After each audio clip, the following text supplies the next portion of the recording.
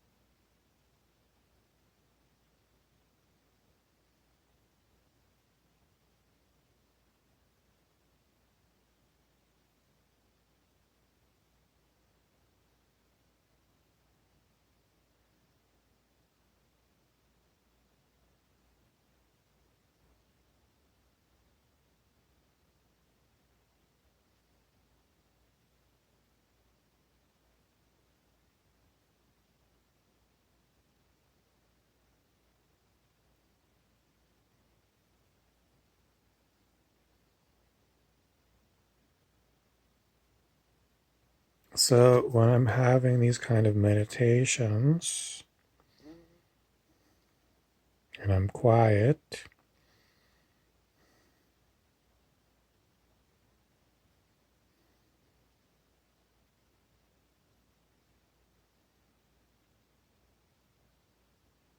for you, this guy's going quiet for a long time. And for me, on the inside, I have a quiet mind and I have voices, long-time voices, who are asking me questions and reminding me of things in my past.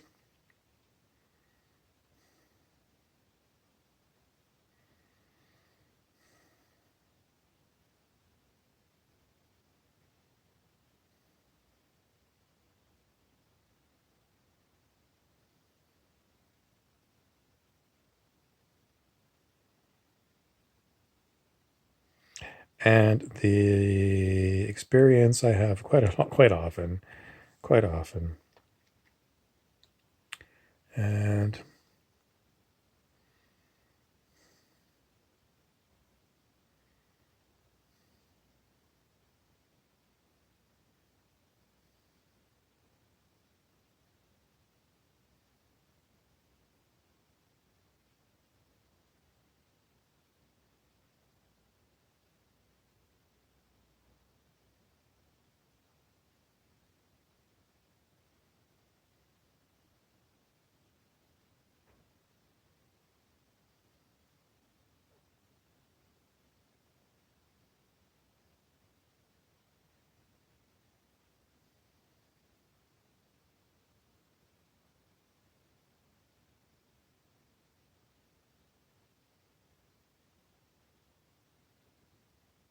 I just be. I don't know if I'm going to talk, because it's not me that's deciding whether this head is going to talk or not. I don't. I've let go of control of the body, and I've let go of control over what I'm going to say.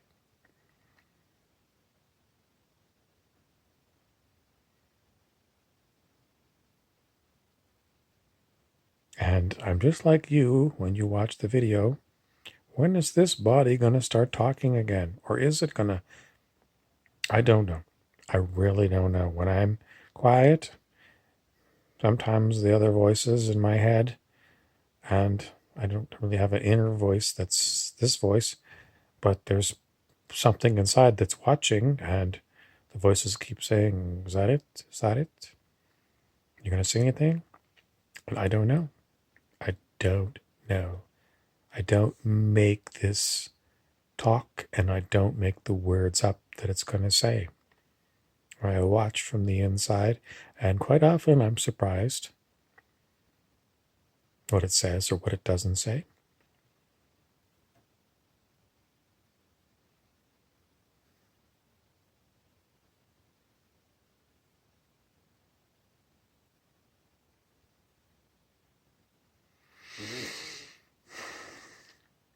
And what I'm given to respond to someone's internal question is, I don't know why I say what I say or what I don't say. The I of the body says, I don't know. I don't know what the point of it is, talking or not talking. The spiritual teacher that I often refer to, Dr. David R. Hawkins, said that all opinions that humans hold are vanities.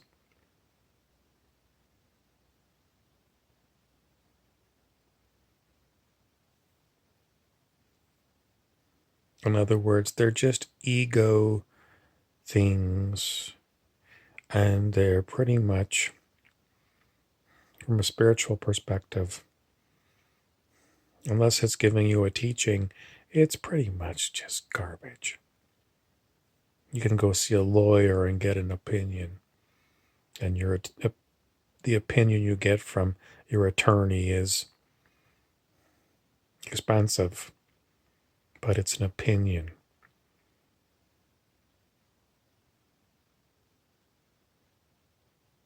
Opinions are like assholes. Everyone's got one.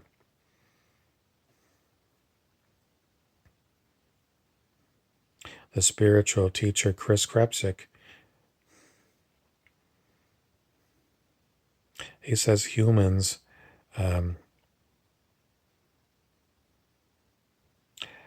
have rigid intellectual opinions.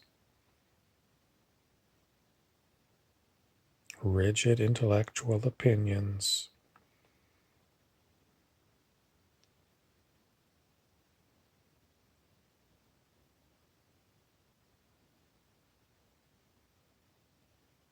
And the rigid intellectual opinions that humans hold pretty much is making us all sick.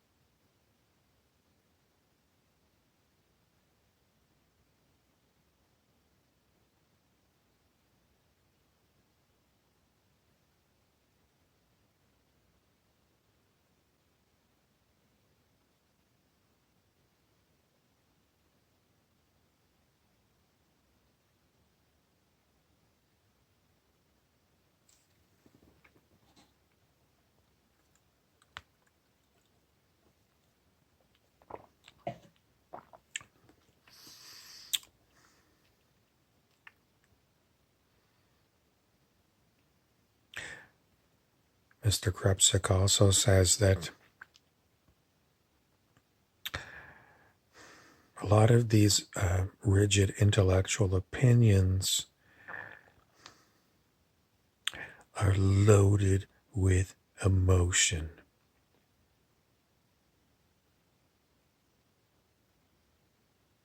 They're designed to get you with emotional scenarios. So, for example, yesterday on television, I watched the Premier of Ontario, which is like a governor of a United States.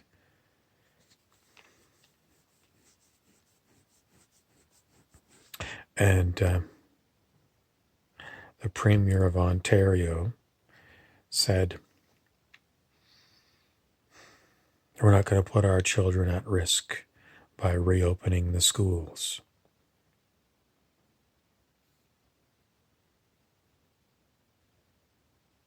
By ending the quarantine. When he stood up there in front of the podium and said that, my rigid intellectual opinion tells me we're not going to open the schools. And the emotion that I'm going to give you is the threat of children getting sick and dropping dead. Rigid intellectual opinion, emotional rationale. Doesn't it sound like you should believe it? Oh, yeah, it sounds like you should believe it.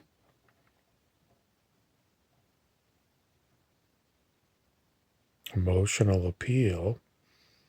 If you take marketing and you learn advertising, you learn that emotional appeal is a great way to make consumers buy.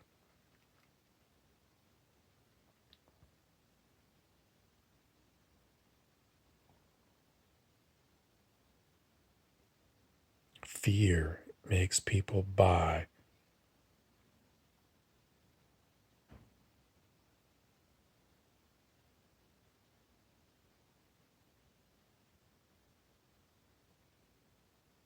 It's the story of the tire company. When they show a family in a car with a baby,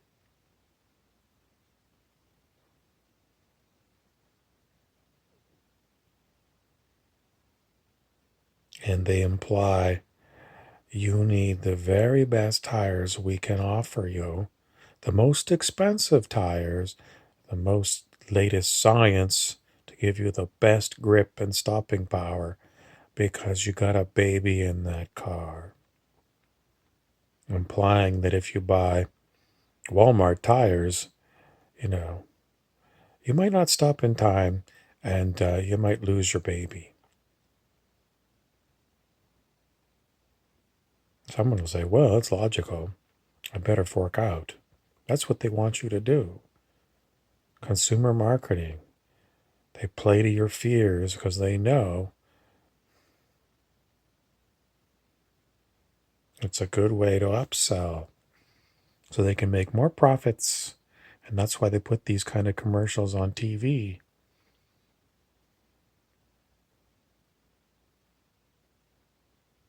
And when it came to the Premier of Ontario saying we're not going to reopen the schools, they want to protect the children, it's a play on fear. Fear of the public who don't really know. But a lot of people are saying, I like this Premier more and more. I really like him more and more.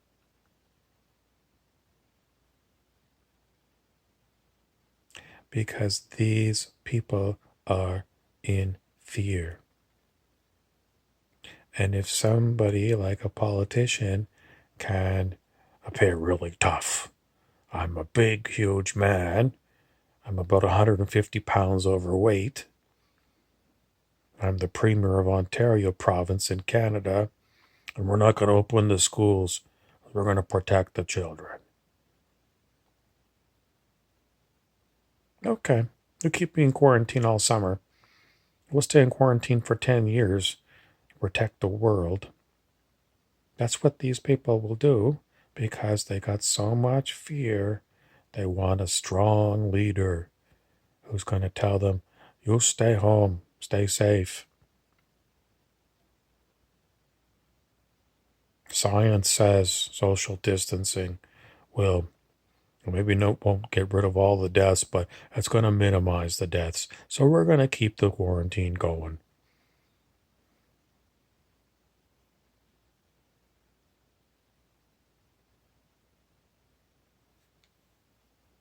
Some people don't want the quarantine to ever end because they have so much fear of germs, getting sick, and dropping dead, that they're willing to give up their freedom. I know, but it's real. People drop dead.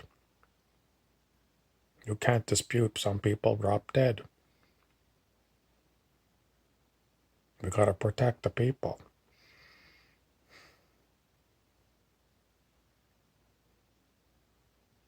And then the next story these same people have is the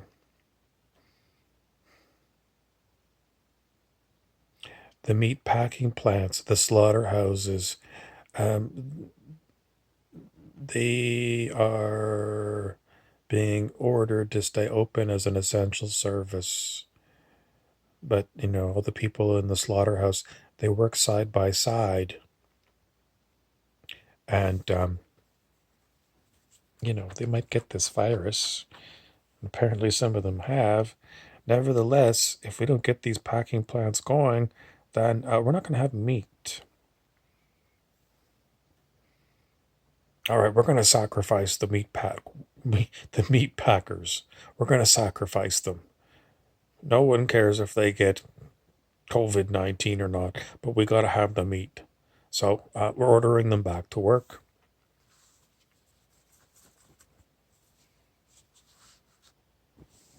Donald J. Trump.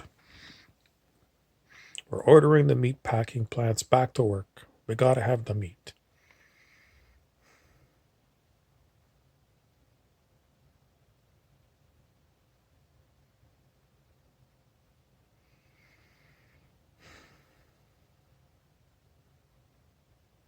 I'm liking that president more and more. He's a strong leader.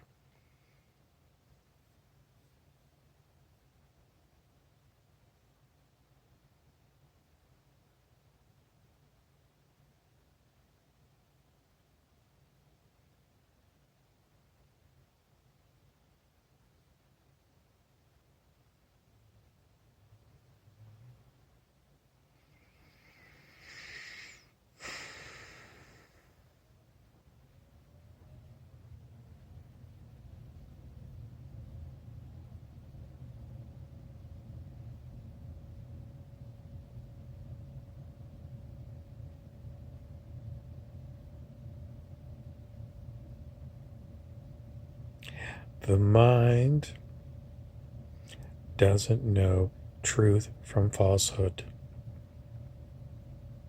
It doesn't know. It wants to grab on to some authority thing so it can know the truth. And a lot of people really love their science. Not that they're scientists, but well, if I can go on Google and I can find somebody who is a scientist who says something about this, well, I'm going to go with that. Science says. It's because the mind doesn't know. And on the news that I watched yesterday, they had a scientist on there, and he was asked, well, Quebec province in Canada is going to reopen the schools. Ontario province isn't. And they asked this, he was a doctor, scientist kind of thing. What do you think of that?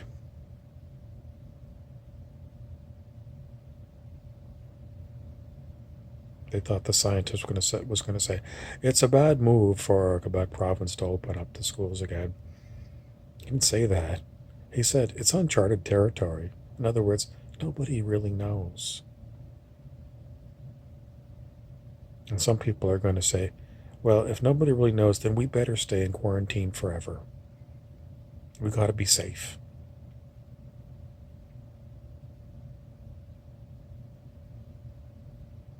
What's prompting them in Quebec province to reopen the schools? Is it the economy? We got to get the economy going again?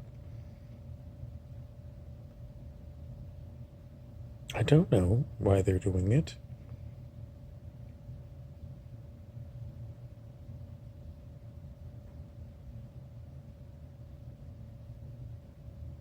People have got their opinions and their emotions, and maybe they flip a coin. We open the schools again, or we don't.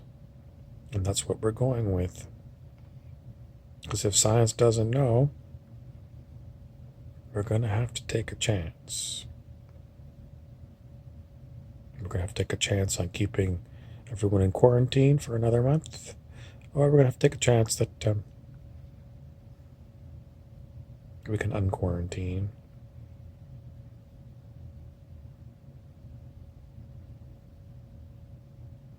The human condition is that the mind doesn't know. It wants to know. It wants to have reassurance so that it can justify an action. And if something happens that goes wrong, it wants someone to blame.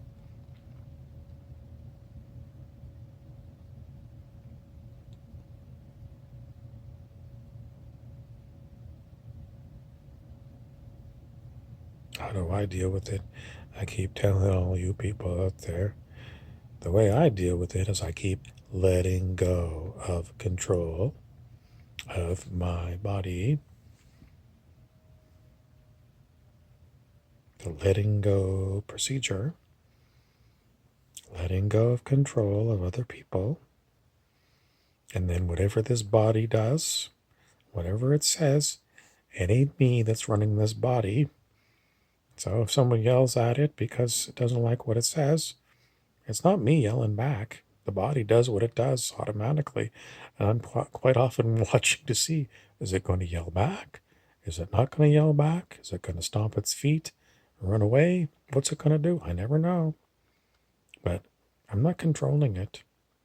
It does what it does on its own. Because for a very long time, I've been letting go of control of other people and then letting go of control of the body. Letting go of other people, letting go of other people is basically a teaching from James Redfield and the Celestine Prophecy books. He calls it control drama, and it's the way one human controls other humans and the reaction of other humans to exert control over the first one. He says there's 4 main ways that humans control others and respond to control. So you need to go and get a copy of the Celestine Prophecy books, or go online and look up Celestine Prophecy Control Drama, so you can come to understand how humans control one another.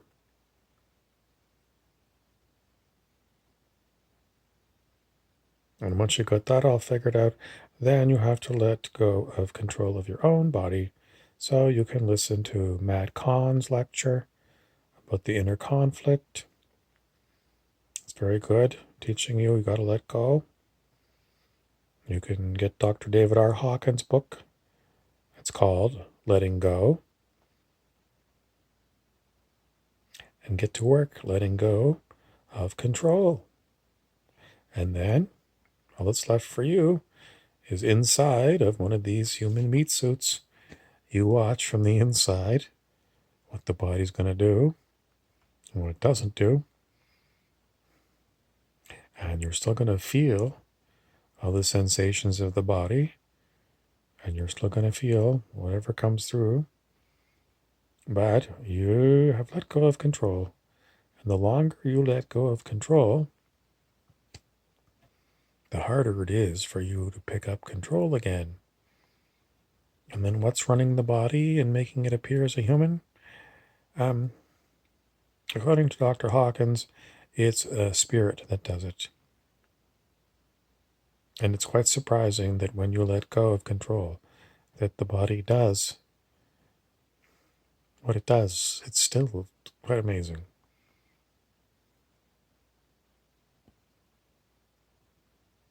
Does it mean that this body's always right? Sometimes the body acts really stupid.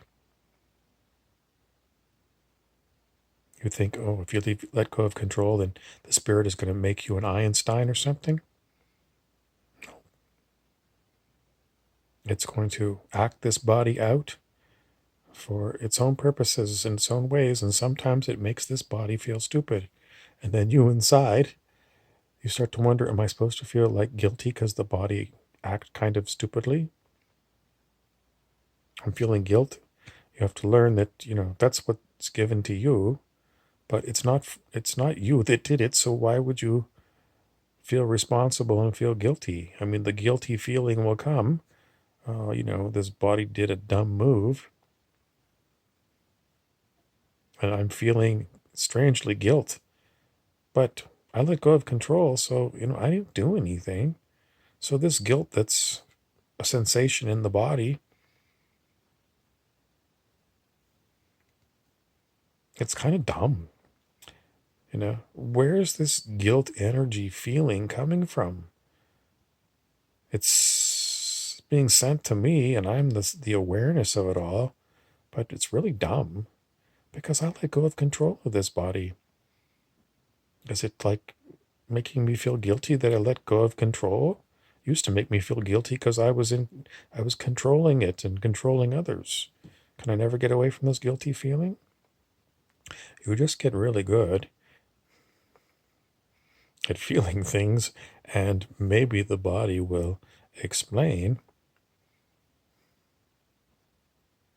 the reason why you're feeling this guilt is to learn that you might feel things that are stupid, and maybe your body will learn that these stupid feelings are really dumb. It's not my energy. It's not my guilt. I'm feeling these things. Where is it coming from? Is it coming from other people? Is it coming from old patterns? Is it coming from cellular memory?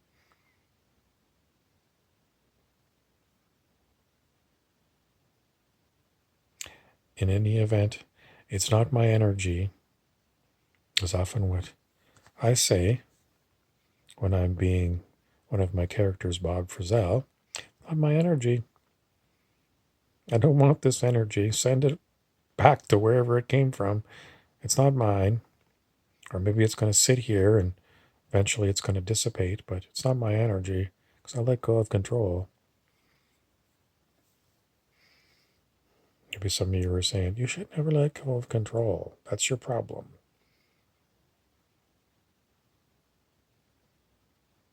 That's why you're feeling guilty because, it's your responsibility to run this. No, it's not.